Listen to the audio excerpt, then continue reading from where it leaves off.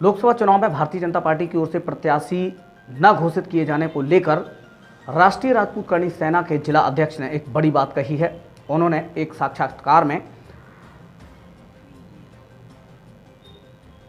Tourist प्रत्याशी को लेकर बड़ी बात कही है। आइए आपको भी दिखाते हैं। बता दें कि श्री राष्ट्रीय राजपूत करणी सेना के जिला अध्यक्ष शंकर सिंह भदौरिया ने पत्रकारों से खास बात की है।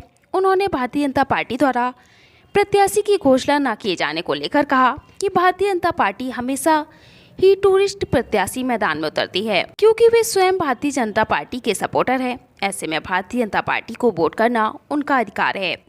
लेकिन उन्होंने इस बात को भी साफ जाहिर किया है कि अगर भारतीय जनता पार्टी की ओर से टूरिस्ट प्रत्याशी को उतारा गया तो कार्यकर्ताओं में उत्साह नहीं होगा, जिसका परिणाम भी लोकसभा चुनाव मतगणना के दौरान भारतीय जनता पार्टी को भुगतना पड़ सकता है। उन्होंने पत्रकारों से बातें करते हुए क्या कुछ बताया है, अब जरा यह भी सुनिए।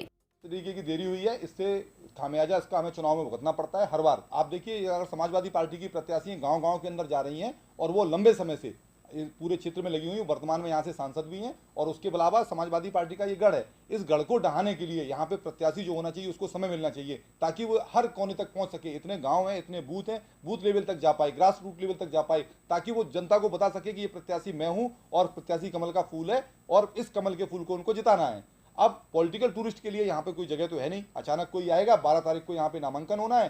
टोटल मिला के उनके पास 18 दिन इस महीने के और 5 दिन उस महीने के, क्योंकि 7 मई को इलेक्शन है, तो दो दिन पहले यहाँ पे आचार संहिता की वजह से चुनाव प्रचार बंद हो जाता है।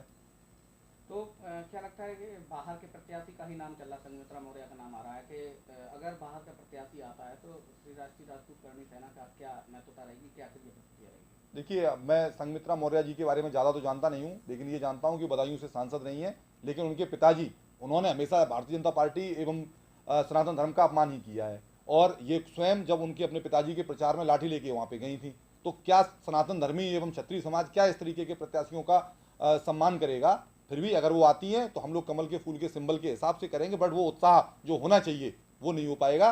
केवल क्षत्रिय समाज का प्रत्याशी आता है तो करणी सेना दिलो जान से लग जाएगी। और वैसे इनका नाम किस हिसाब से आ रहा है? जब यहाँ पे शाक्य प्रत्याशी बसपा ने उतार दिया है तो वोटों का वोट तो उतना ही है, तो वोटों का डिवीजन भी उसी हिसाब से होगा। ये यहाँ की लोकल भी नहीं है। अगर यहाँ पे शाक्य प्रत्याशी को लड़ाना है, मैं प्रेम सिंह शाक्य जी का समर्थन करता हूँ और प्रेम सिंह शाक्य जी को मैं बिना कहे हुए ये कह रहा हूँ कि पूरा करणी सेना परिवार मैं उनके लिए इकट्ठा कर दूंगा और उनके लिए दिलो जान से लड़ेंगे। क्या लगता है कि अगर बाहर का प्रत्याशी आया तो ये मान सकते हैं कि जीत और हार का मार्जिन लंबा हो सकता है?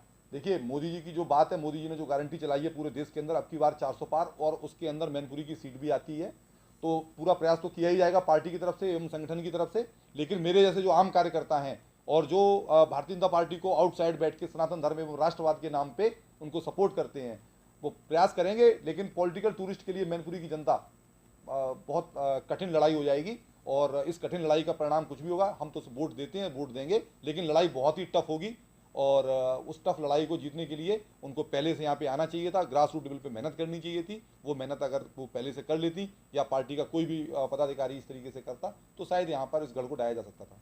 राष्ट्रीय राजपूत करणी सेना क्या चाहती है कि प्रत्याशी लोकल का होना चाहिए, क्या होना चाहिए?